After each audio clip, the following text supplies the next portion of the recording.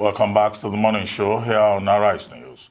Nigeria's fate has been inextricably tied to oil prices for as long as the country has been independent. Similarly, what this means is that living standards of the citizens continues to fluctuate depending on the situation in the global oil market. In recent years, however, successive Nigerian governments have been making efforts at diversifying the country's earnings away from just oil. One of those initiatives is the establishment of the Solid Minerals Development Fund. For an understanding of what this means, we're now being joined by Fatima Shinkafi, the Chief Executive Officer of the Solid Minerals Development Fund. She'll be telling us to what extent the fund has gone in the implementation of its statutory responsibility, in addition to our recent trip to Morocco, where she signed multiple agreements for producing and developing fertilizer in Nigeria. Ajia Fatima Shinkafi, welcome to the morning show. Good to have you here. Thank you. Now, you've been in charge of this Solid Minerals Development Fund since 2017? Yes, 2 years now. Yeah, since 2017 when Kayode Fayemi was minister then of Solid Minerals. Now, but you've been quite quiet. We've not been hearing much about the Solid Minerals Development Fund. Maybe we should start, by you telling us what this fund is all about and how far you've been able to go in the last 2 years to place the proper accent on solid minerals development as part of President Buhari's effort to diversify the Nigerian economy. Thank you very much, Mr. Abati. Thank you for having me here. It's an honor. Like I said, I'm amongst family. I'm elated to be here. I assumed office in 2017, inaugurated, yes, rightly by Dr. Kayode Fayemi, a visionary leader, someone who I felt it was an honor to work with.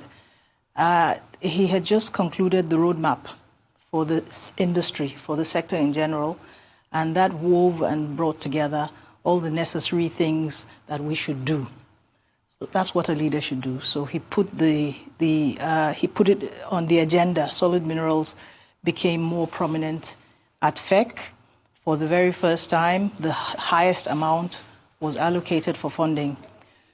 So this fund has been in the law since 2007, and it's as good as it wasn't in existence. It hasn't been on the map.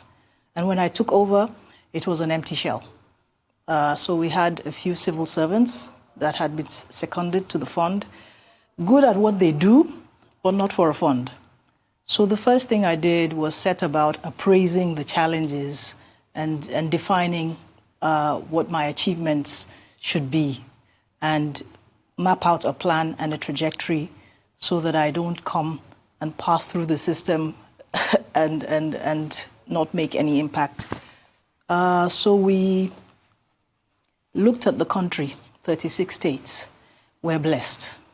There's no state in Nigeria that has not got something to offer, even if it's sand. And by the way, even though my umbilical cord is buried somewhere around St. Nicholas Hospital, I want to remind Lagosians that sand is a mineral resource. And just like how gold is sensational, sand in Lagos is a big deal. If you disagree, Eco-Atlantic is there as evidence that sand is important, apart from it being an ingredient in glass manufacturing and other industries.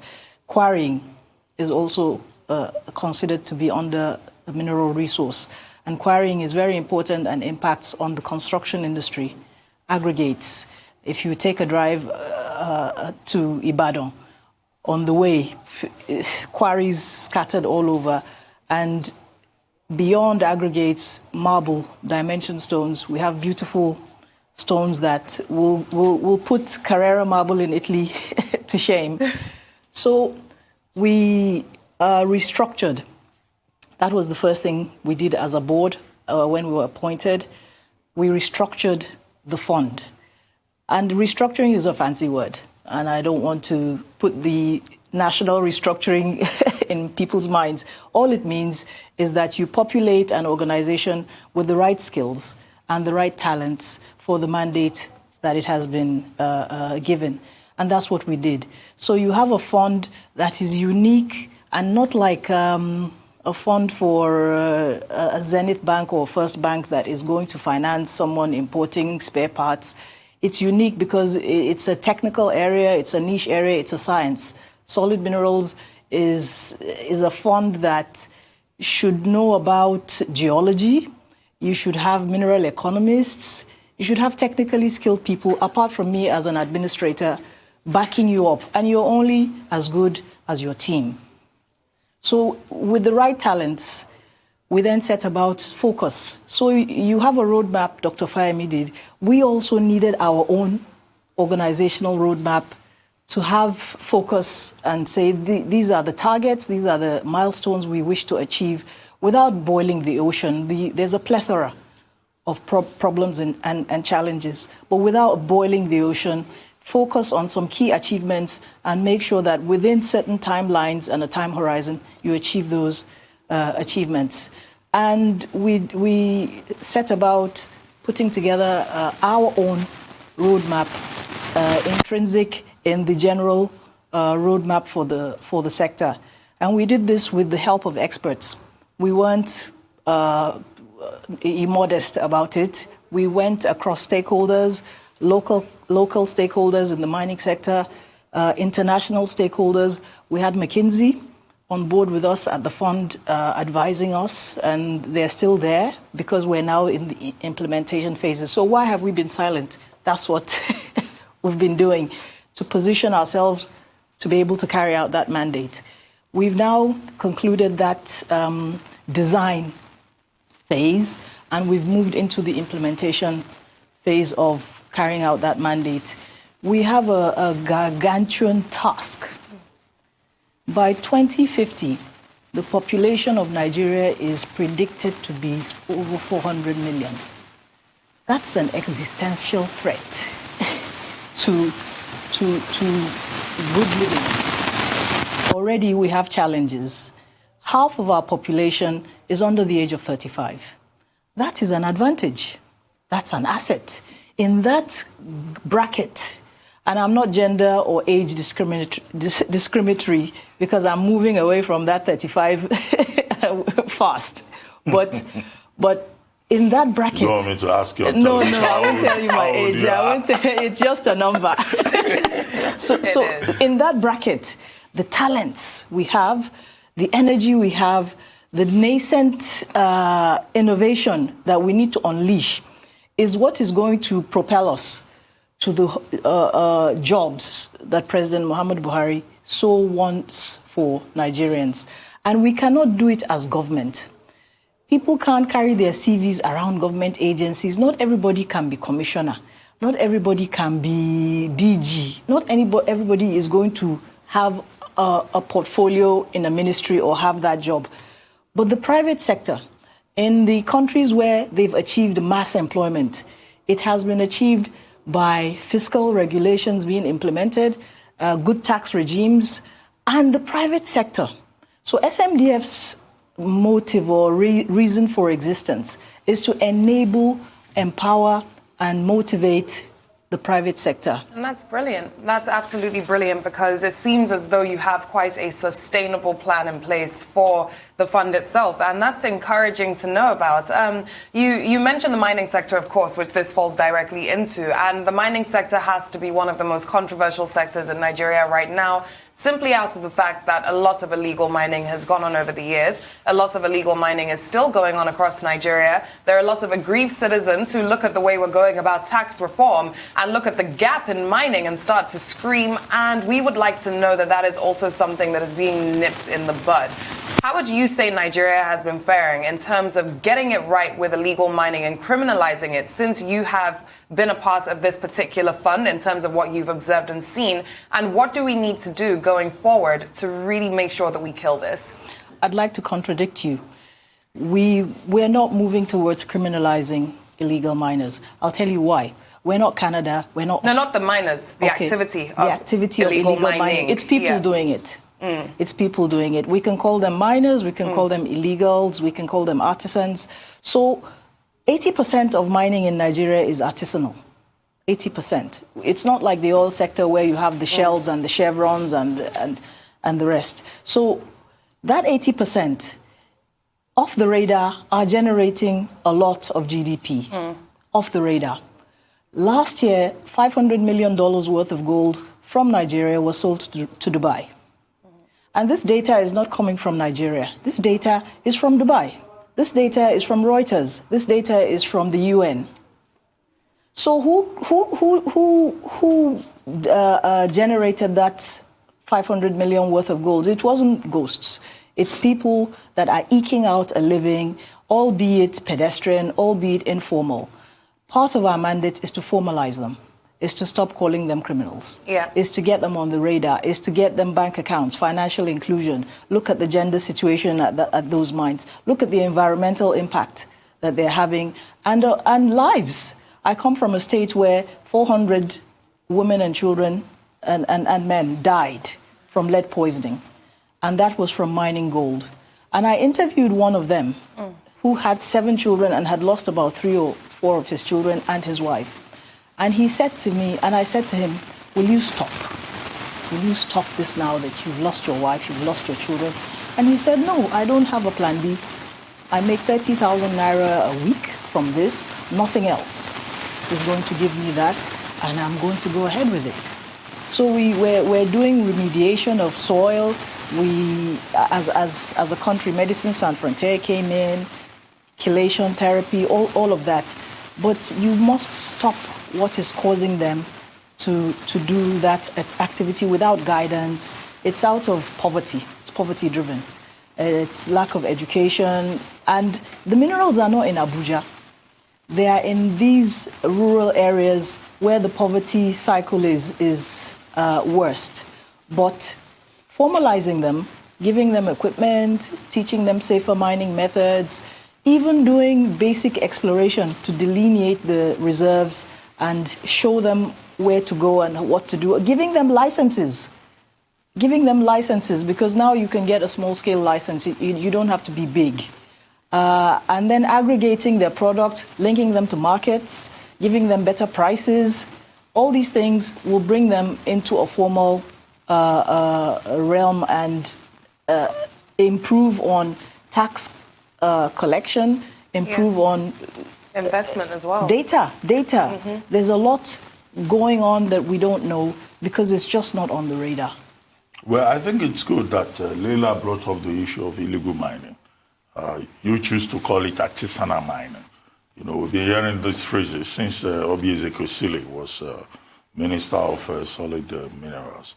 But I'd like to ask you, what's the situation, the current situation now in Zamfara State, where we had, a problematic situation whereby illegal mining or artisanal mining, to use your phrase, became a security issue. You mentioned already the health part of it, lead poisoning. What's the situation now? What has been the effort to make sure that, this connection between health crisis and security crisis is addressed, particularly in Zamfara State, where there is gold mining? The first thing that was done to nip it in the bud was to ban all mining activities to start with, because the security situation demanded that. I don't think that the security situation, although I'm not a security expert, genetically I am, but it might be linked. Well, I'm taking Fatima, let's take a short break. Okay. When we come back, and then you can continue with this, because this is a very interesting subject. Many Nigerians would like to know what the situation is, particularly in Zamfara State. Absolutely. We'll take a short break now. We're still with Fatima Shinkafi, the Chief Executive Officer of the Solid Minerals Development Fund. We'll be right back. Stay tuned. You're still watching The Morning Show here on the Arise News channel. Still with us in our Lagos studio is Fatima Shinkafi, the Chief Executive Officer of the Solid Minerals Development Fund of Nigeria. Now, before we went on break, you were trying to give us an update on the situation in Zamfara State, where illegal mining, or to use your phrase, artisanal mining, is a major source of crisis. Yes, there was a ban. There's still a ban on mining activities so that things can settle and we can have direction in terms of who are the miners there, map out who hold licenses and who is actually on the field. Sometimes it's not the artisans on the field that are responsible for these activities. There are people behind them that are backing those activities, funding them. And they are the ones that are selling without taxation and off the radar. These are local people that haven't got access to Dubai. So security was an issue, and that caused a ban on mining activities. But beyond that, the plan should be more permanent and long-term, and that's to bring informalization to those miners, to generate data, geoscientific data, that will then lead to feasibility studies, or what we call a competent persons report, and you can take that to raise funds. Because predicated on the reserve, there's a market price, there's a projected market price. That's what the mineral economists do. And you can generate an in situ value, economic value for that reserve. It's like oil. You say you have so million barrels. How much is oil price today? There and then on your calculator, you can say what that reserve is worth, and you can borrow. So reserve-based lending. Our banks don't know what it means.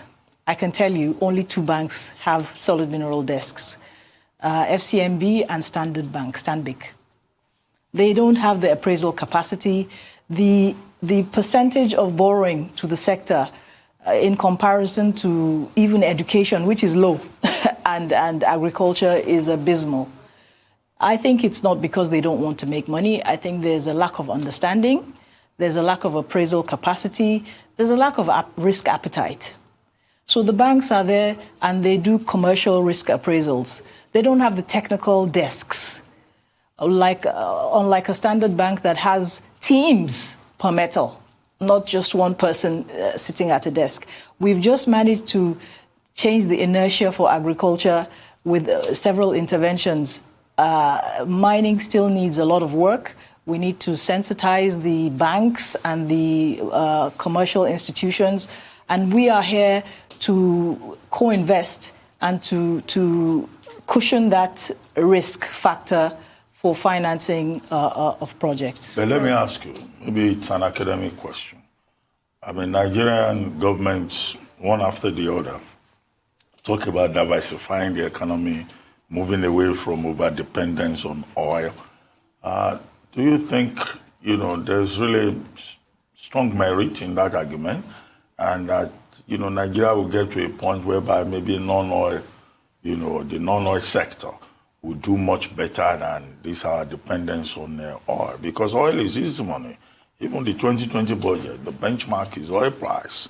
What's the level of potential in the solid mineral sector, really? I mean, can we still export tin, coal, in commercial quantities? What's the relative strength that Nigeria has in that sector? Oh, we're signed to the Paris Agreement, right? So we can't do coal, can we? You said? The Paris Agreement, does that stop us from doing coal, doesn't it?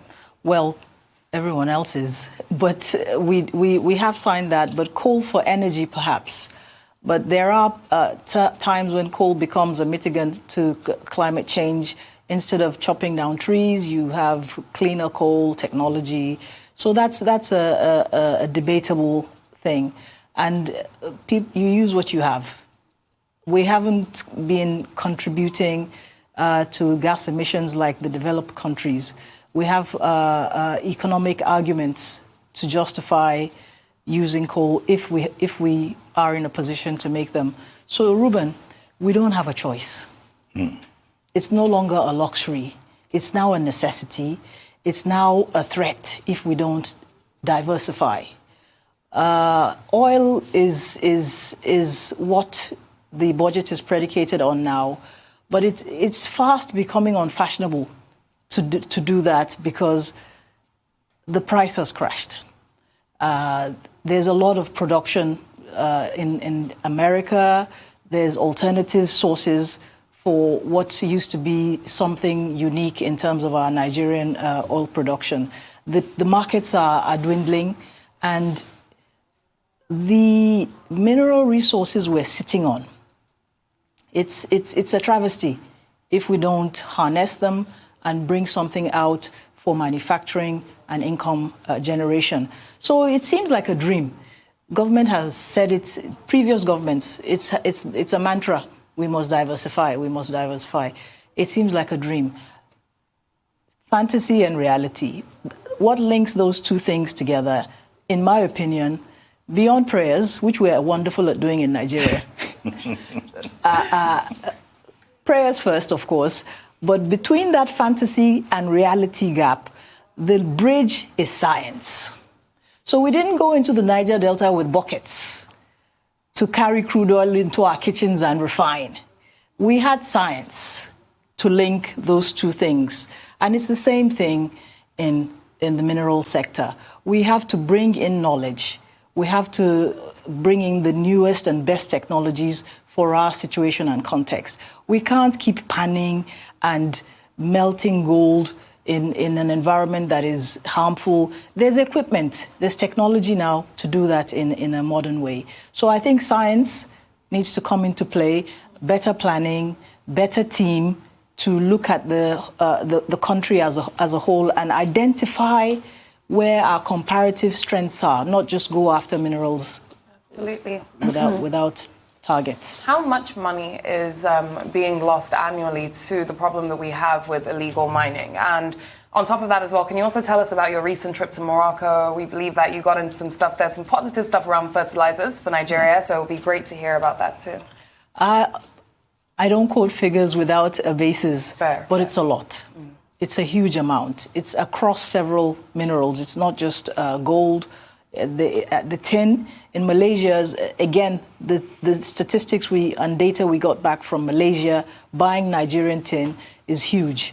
So it's a lot. That's as much as I'll say.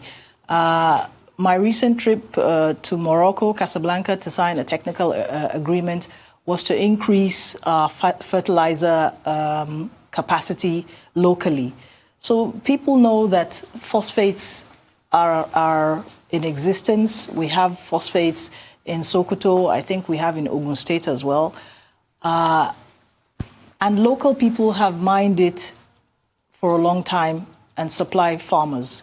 Some of our soil is acidic, and the NPK fertilizer we use is the one we don't have. The phosphate in the NPK is the one we don't have. But we do have lower grade phosphate that is reactive and useful for acidic soil. The usage of fertilizer at the moment needs to be increased so that we can increase food production to match our needs.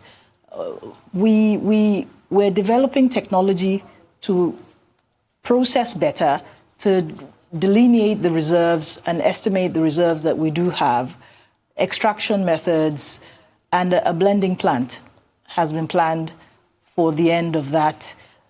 Because already there's phosphates now, it's just to increase our knowledge of what is there and what has been used for a long time. So local people are doing it already. They're mining it in their crude way. We just want to step in and, like I said, bring science into it and leverage on the experience that the Moroccans have as world leaders for phosphate production. So when we decide to do gold, it might be South Africa, it might be a gold-producing country that has that expertise. Transfer of technology is good, and to build our local capacity as well for production. Well, let me ask you a question that you may consider political.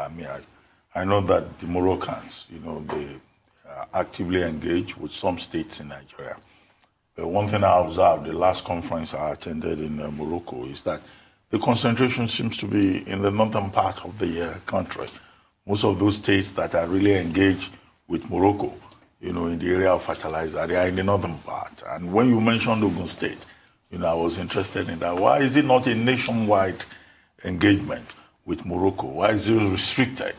Either you are looking at the number of Nigerian students who are in Moroccan universities enjoying scholarship or having some other opportunities. It's not as political as I thought it would be, because Sokoto is where the phosphate is, and it's actually a PDP state. So you didn't really shake me as much as I thought you would. So the phosphate is not PDP or APC. That's to say that separate. And the same thing applies for the states that they're engaging with. It's not northern states. It's where the resources they want are. So while, yes, there's an occurrence in Ogun State, it's not being actively mined and used like in Sokoto. And we believe that if a blending plant produces phosphate in Sokoto, we can move it to Ogun State for agriculture, just like how oil is all over Nigeria in every state. So the lucky thing is that God has spread this thing around every state. There's an even or there's a fair distribution of minerals across the states. And having said so, I can tell you that the Moroccans are also in worry looking at gas because there's no gas in some other states. So the gas in Warri is being looked at for urea, which is also used in agriculture and fertilizer production. And they are actually looking at a $1.5 billion investment in Warri. Wow. Well, but before we go, because we don't have much time, what's the level of engagement that you have with the states? Because, you know, we have many programs. The federal government is talking about diversification, talking about many things. But the state governments in Nigeria, are they buying into this? Or they just still want to collect oil revenue in dollars? The states are crucial. Like I said, minerals don't sit in one place. They're not in Abuja, where my head office is. The states are crucial. That's where the people are.